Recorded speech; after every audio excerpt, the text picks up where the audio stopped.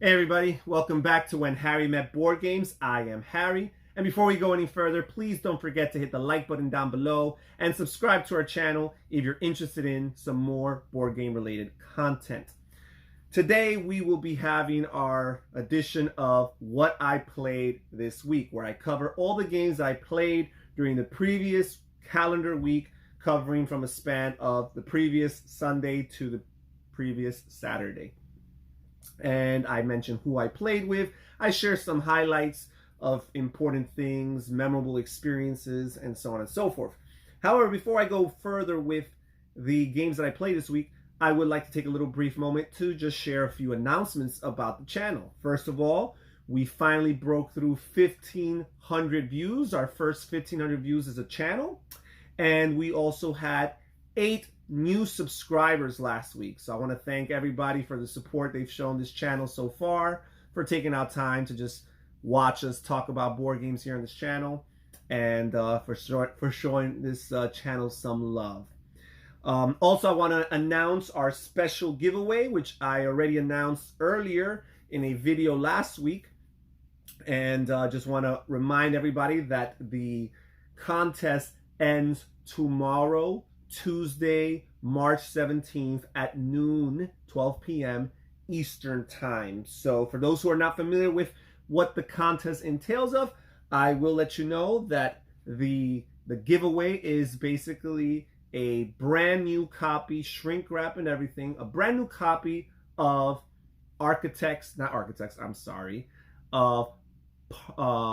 Paladins of the West Kingdom, which is the second game in that trilogy, the West Kingdom trilogy. Now, as far as the details as to how you can enter in this giveaway, into this contest, then you're going to have to check the video that I actually posted just a few days ago. It's titled Board Game Giveaway. And there I explain point by point everything that you need to do to be eligible for the contest, to get at least one entry in the contest, and also to get additional entries if you are interested. So far, we have 62 participants in this giveaway, with over 100 entries in total combined with the 62 participants, and we still have some time to go. So it'll be interesting to see how many people are there when it's all said and done. But if you're interested in Paladins of the West Kingdom, or maybe you know somebody who might want to play that game or might want to own that game, it'll be a good contest to sign up for.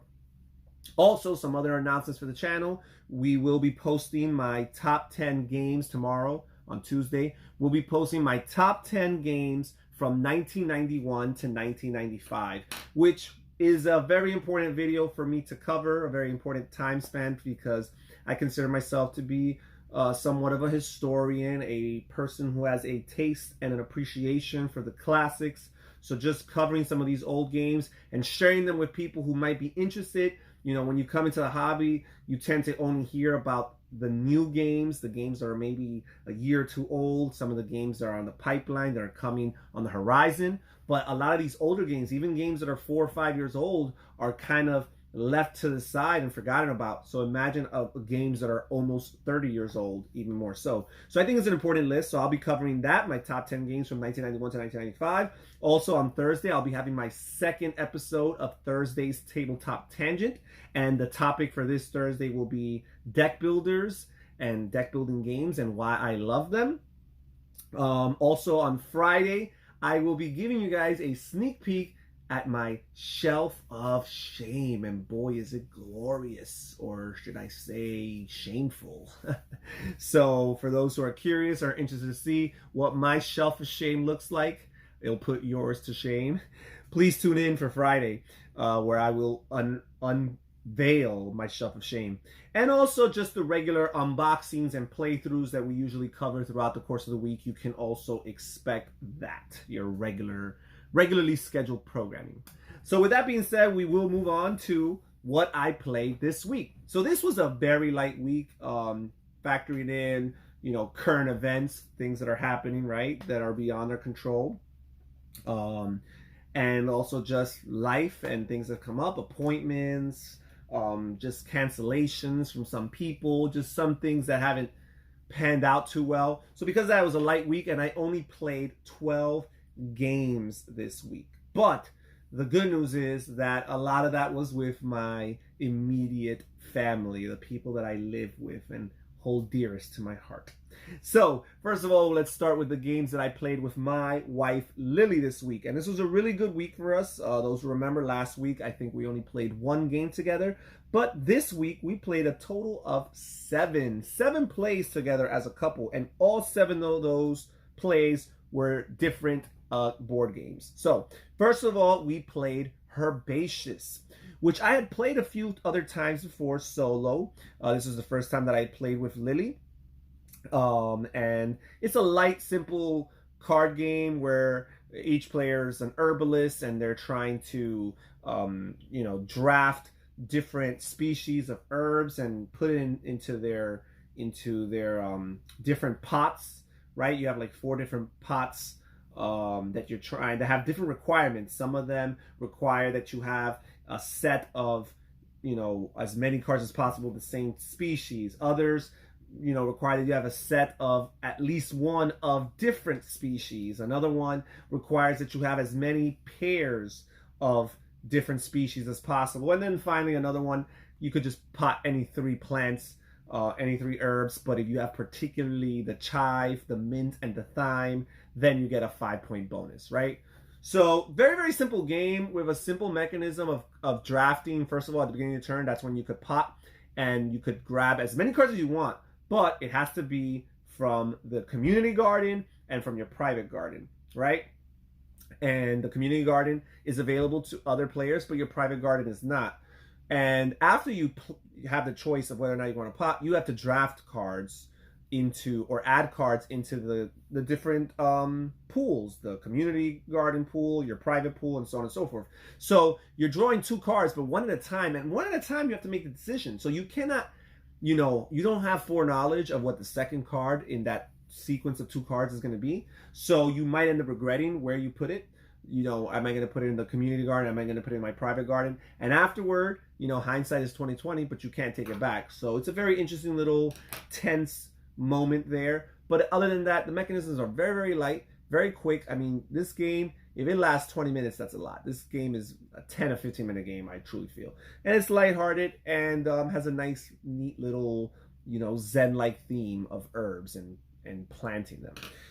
So we also played 7 Wonders Duel. Yes, and 7 Wonders, I mean, I love 7 Wonders. 7 Wonders is one of my favorite games of all time. It ranks very highly. And honestly speaking, even though, spoilers for those who haven't watched, my top 50 games of all time. And if you haven't watched, shame on you. Shame on you. If you're a subscriber and you have not watched my top 50 games of all time, shame on you. You got to watch them. But I will spoil that 7 Wonders is higher than 7 Wonders Duel. However, I do like 7 Wonders Duel a lot. I love the theme. The civilization theme is something fascinating for me, even though, yes, you could say that it's very abstract in 7 Wonders, but still the idea of just taking a civilization from scratch and over the course of 3 ages progressing it.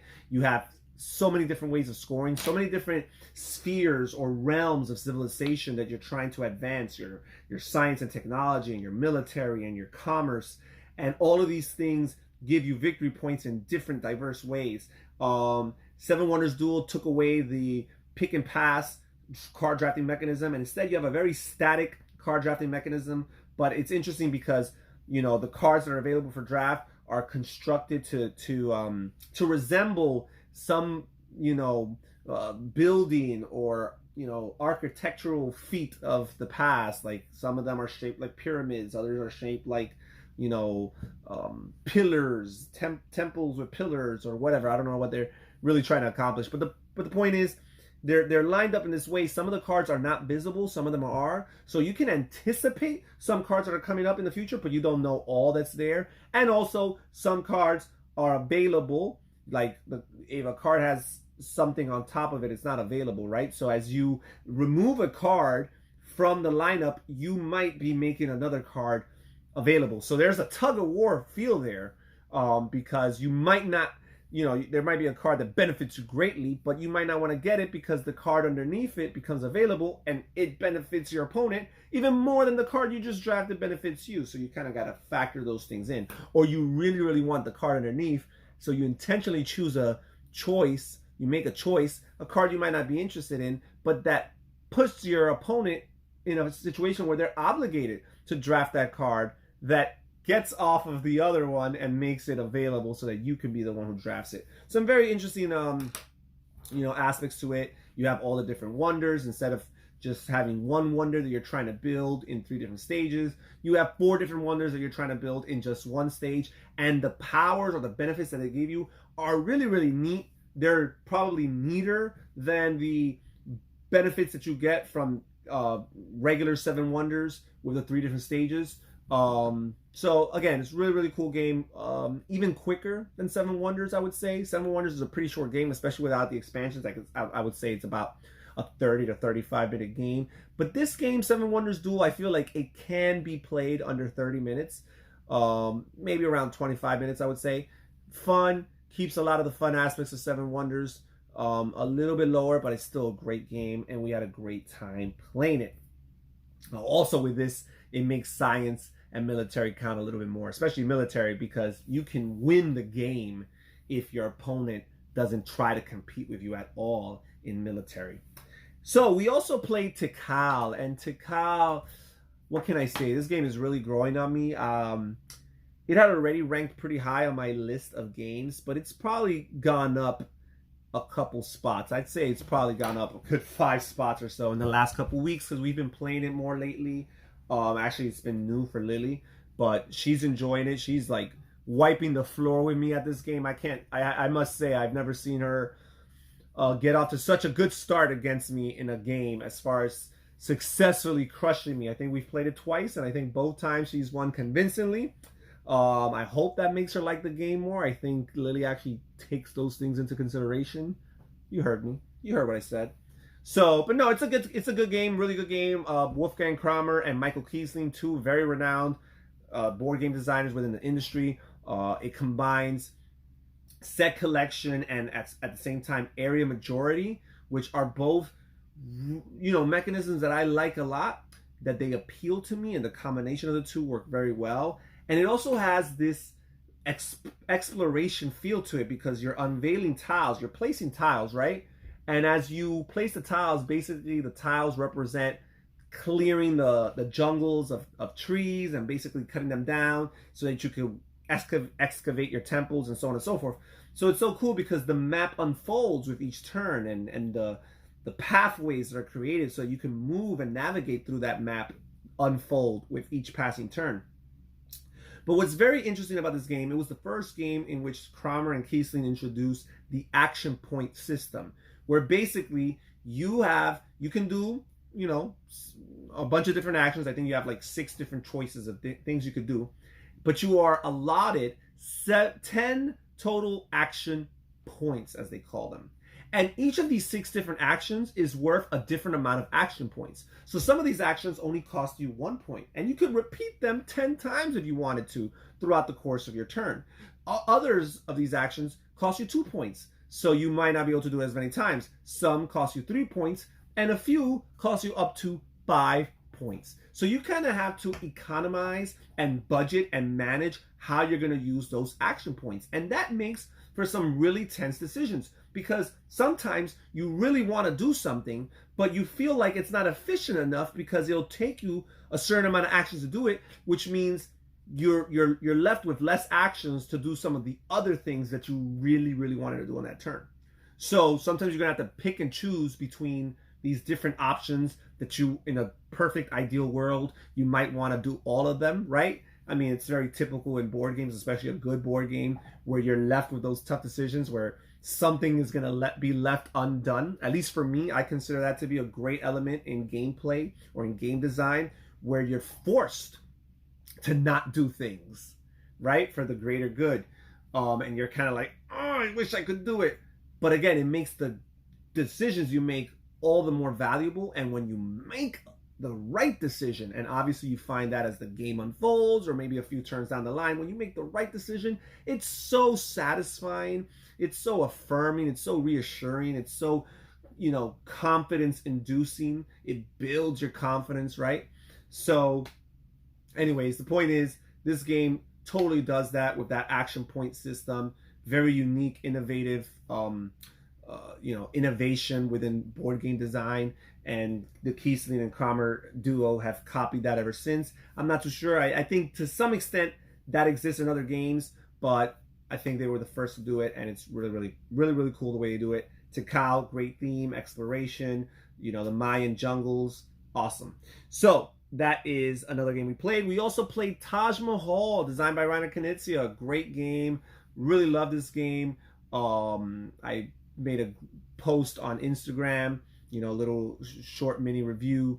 This game, for those who aren't following me on Instagram, my name is When Harry Met Board Games 7. Please make sure to follow. I post quite often there, quite regularly there. So with Taj Mahal, you're going through the nation of India, and it's divided into 12 regions, culminating in the 12th and final region, which is basically Agra, right?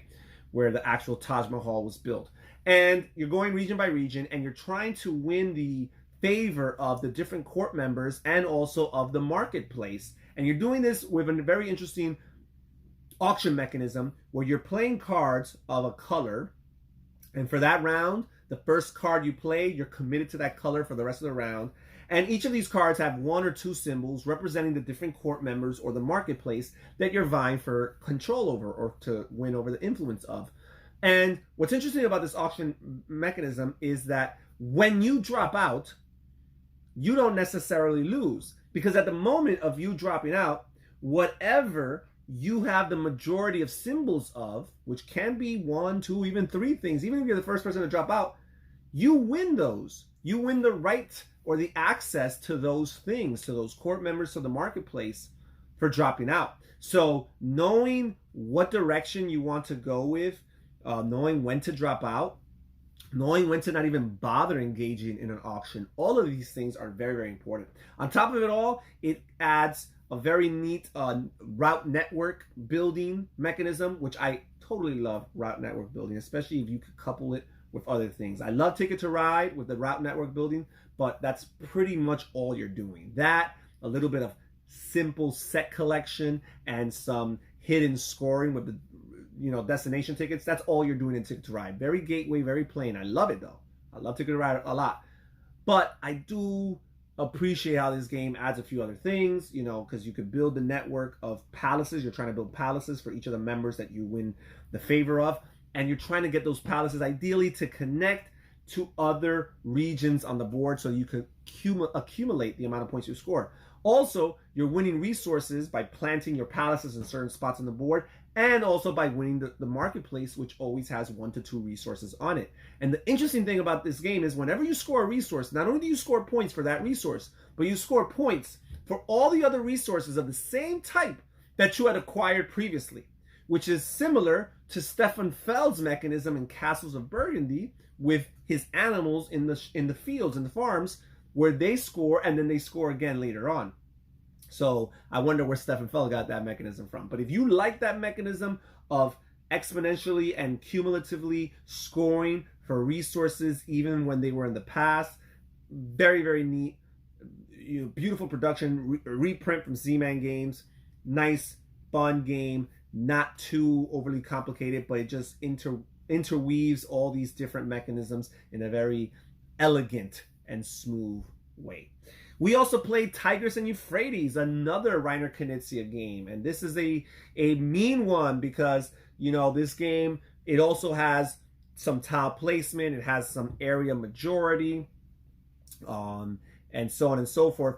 And what's interesting is you're trying to score in 4 different colors. You're scoring in 4 different colors: black, red, green, and blue. And they represent different spheres of civilization. This is theoretically a civilization game, but it's so abstract that it makes Seven Wonders feel like you're running around with miniatures of soldiers fighting each other and emperors and all that stuff, because that's how abstracted this game is. But you're just placing down, little nice looking pieces that represent leaders in different spheres of civilization, and you're playing down tiles that are color coded and correspond with the different leaders that also represent those different spheres of civilization. But what's interesting, you're scoring those four colors: red, black, blue, green. But your final score is the total in the color that you scored the least in. This is what some people refer to as the ingenious mechanism, because later on he popularized that with his abstract game, which was very renowned, 2004, Ingenious, where it's also the color which you score the least in is your final score. So we played this game. This game can be very brutal, even though it's a very Euro style game. It has direct conflict because you put your leaders and you put your tiles in ways that either contend for, you know, superiority within a given region, and that's called internal conflict, or you can connect two different established kingdoms, have them go at it, and have each of the respective leaders compare, see who has more supporters, and the supporters are basically just the tiles that correspond to the leader's color. And you wipe people out, you score points from that. You're trying to build some monuments, because monuments help you score points at a faster rate, but at the same time, monuments make your kingdom more attractive and more of a temptation for your opponents to try to mess with you, so that they could take you out of the land and benefit off your monuments themselves. Very neat. You know, you have the temples, which kind of serve as a life source to the different leaders, because without the temples, leaders become eliminated. Leaders need a temple, at least one temple, to be adjacent to them. So you're also trying to manage that. Lots of neat little things. It makes for a good game. If you like that kind of style game, very abstracted Euro game with, I guess, a poor attempt of making it thematic, at least in the opinion of many. But also, if you can accept the fact that these Euro mechanisms can be coupled or paired with some very direct conflict, right? Then this is a game you might want to try. So we played that. We also played Dice Hospital, and Dice Hospital is it's a dice placement, worker placement game, and dice drafting. You're drafting the dice, really. You're not placing the dice as workers. So that is different. Your workers are actually these different meeples that represent different medical specialists and nurses. And so you're dice drafting. You're drafting different dice, and these dice that you draft end up representing your patients in your hospital. And the pips on the dice, you know, indicate how healthy or how ill your patients are. And the lower numbers means they're more sick, they're closer to death, and the higher numbers means they're healthier and they're closer to being discharged, which is the ultimate goal. You're trying to discharge patients. But if you can discharge them in bigger clusters, you score exponentially more, right? So if you only discharge 1 or 2 patients, you'll score a few points. But if you discharge 5, 6, 7 patients, you'll score significantly more, because again, it kind of incrementally increases how much you benefit from these discharges. So you're trying to be very, very efficient, so that you're not necessarily discharging every round, but the rounds that you discharge, you're getting the biggest bang for your buck. And you're drafting different specialists as the game goes on. You're drafting different units, special units that you add. So you have a starting hospital, which has a few basic units to it that you can use to heal different types of dice and different color dice, right? Because you not only do you have different dices and the different face of the dice, but you have 3 different colors, I guess, representing vaguely 3 different types of illnesses a patient can have. So you have your red, your yellow, and your green. And so you're drafting the different specialists that help you within those different types of colors, and they help you in diverse different ways. But you're also drafting different units to add to your hospital, because even if you have a bunch of specialists but you have a very small hospital, then you have less options as to how you can treat the different patients. You know, if you neglect patients, they become more ill. A patient that goes all the way down from 1 to 0 represents a dead patient, and a dead patient will cost you points at the end of the game. Really, really neat game. It's very, very puzzly. While it is a worker placement game, it's unique to most worker placement games because you have your own player board, and your own player board is where the worker placement takes place. So there is no interaction. The only interaction in this game, the only subtle, mild interaction in this game is, you know, you have turn order for what ambulance, you know, you roll 9 dice, they get distributed among 3 different ambulances, 3 apiece. You know, in turn order, you decide which ambulance you want to get, and then in turn order, you draft from the available specialists and the available special units. So yes, you might get to draft one of those ahead of your opponent, and they might have been like, oh, I really would have wanted that unit or that specialist for myself, right? But other than that, there is no direct conflict.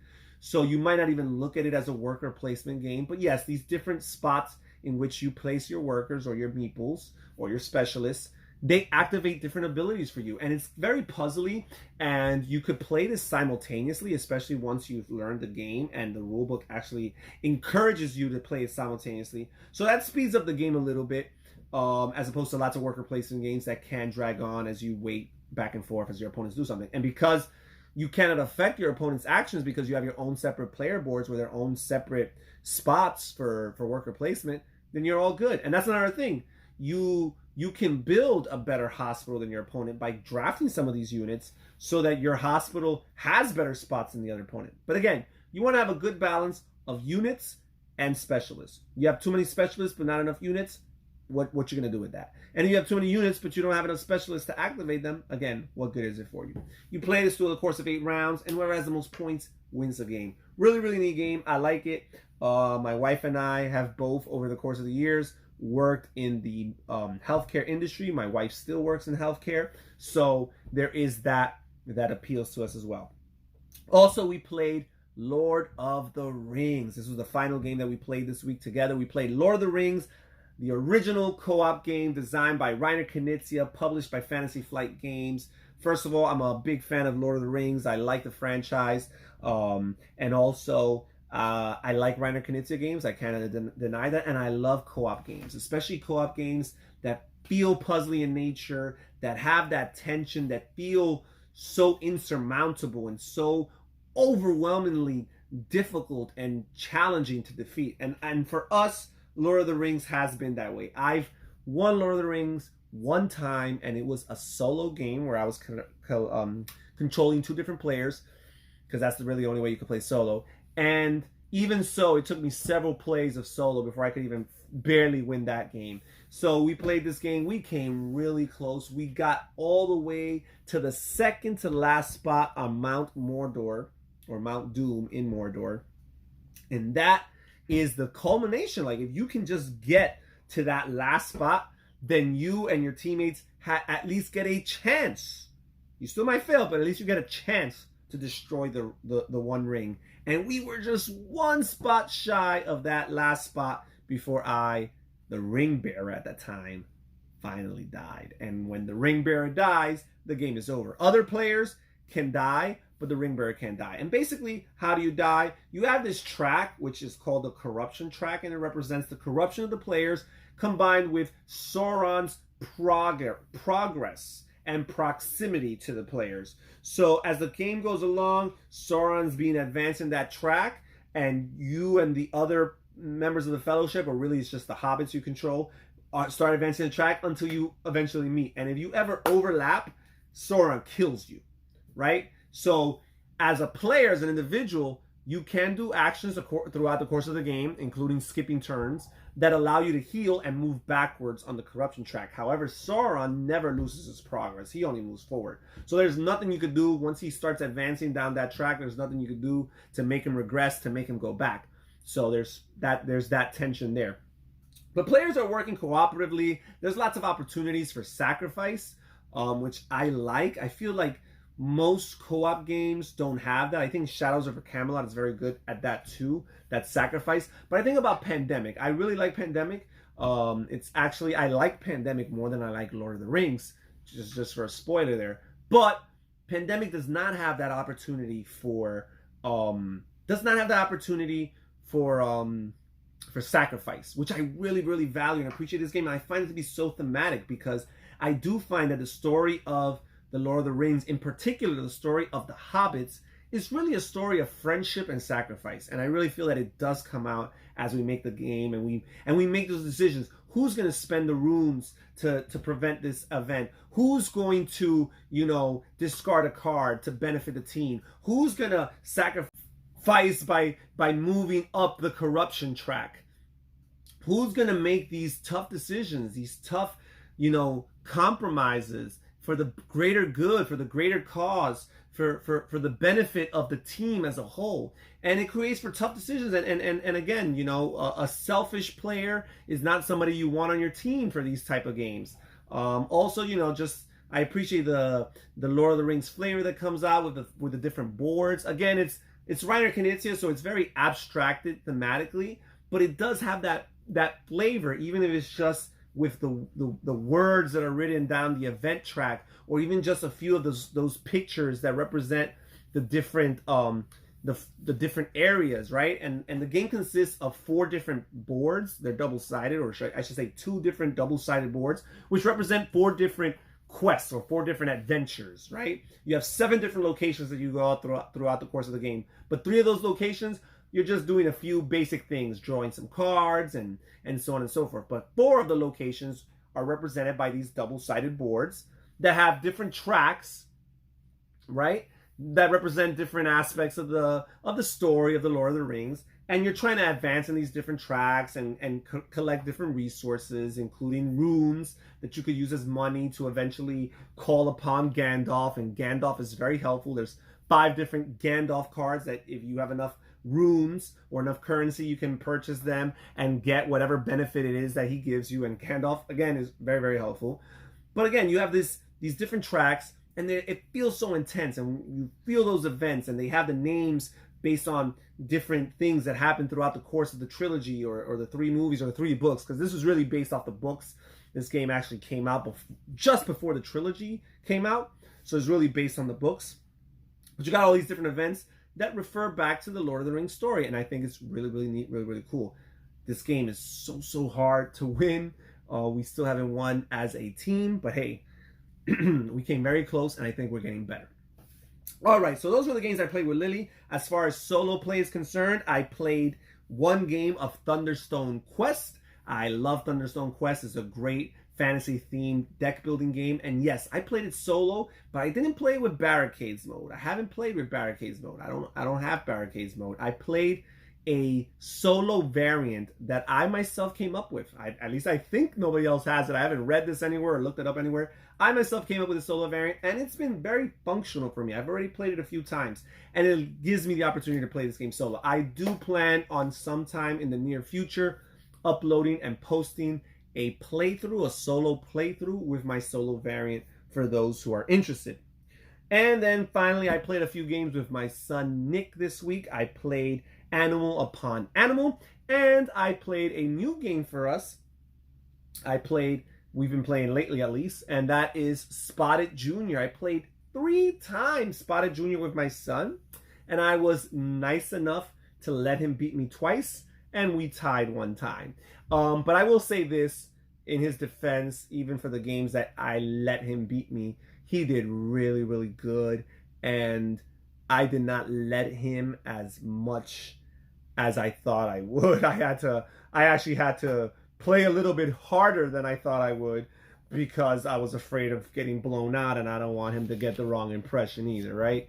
But he was really good. Spotted, for those who are not familiar, it's basically you're comparing your card and the active card, and in Spotted Junior, the images on these cards represent different animals, caricature, type animals, and you have 6 different animals, and and out of those 6 images, every 2 cards have 1 image in common, and you're trying to spot it.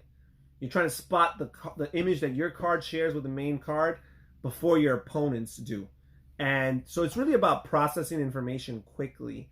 And what makes it challenging is that the animals, while they're the same size, the same ratio, the same colors and artwork from one card to another, they're not necessarily the same size, right? So one card might have a very small crab, the other card might have a big crab. But again, and they're not necessarily on the same spot in the card. So just being able to figure it out and process that information quickly is very impressive. And my son has been able to do that and do it very effectively. So I'm very, very proud. And those are the 12 games I played this week. And that's it for what have I played. So what have you played this week? I'm guessing it's been a busy week for everybody watching as well. So I'm curious to see what you played. And also, tell me if you've played any of the games that I've played. Maybe you have, maybe you haven't. And also, like, again, as I mentioned earlier, if you haven't watched my top 50 board games of all time or Lily's top 25 board games of all time, what are you waiting for? Please check it out. I'd like to hear what you have to say about those as well. So that is it from When Harry Met Board Games. I am Harry, thanking you all for taking the time to watch this video and thanking you once again for all of the support. Take care. See you next time. Bye-bye.